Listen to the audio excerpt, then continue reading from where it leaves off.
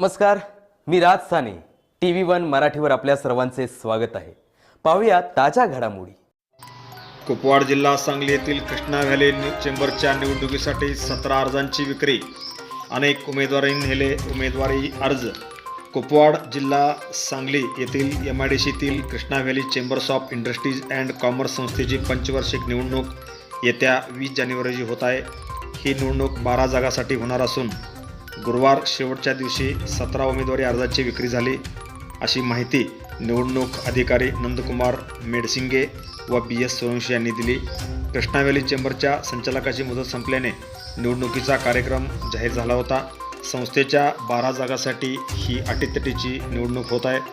संस्थेच्या वतीने 220 सभासदांना निवडणूक लढवण्यासाठी पात्र ठरवण्यात आले आहे. संस्थेच्या 275 सभासदांना मतदानाचा अधिकार दिला आहे.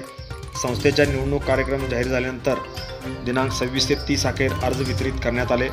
बुधवारी अखेरच्या दिवशी चेंबरच्या 17 सभासदांनी निवडणूक लढवण्यासाठी अर्ज नेले आहेत. 31 डिसेंबर सकाळी 11 पासून ते 6 जानेवारी 2021 रोजी दुपारी 3 पर्यंत अर्ज स्वीकारले जाणार आहेत. अर्ज मागे घेण्याची मुदत 11 जानेवारीला दुपारी 3 वाजेपर्यंत आहे.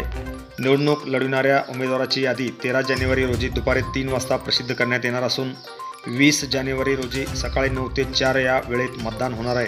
त्याच दिवशी मतदानानंतर मतमोजणी होऊन निकाल घोषित करणार असल्याची माहिती त्यांनी यावेळी दिली. Subhash Patil, TV1 Marathi news, Kupwad.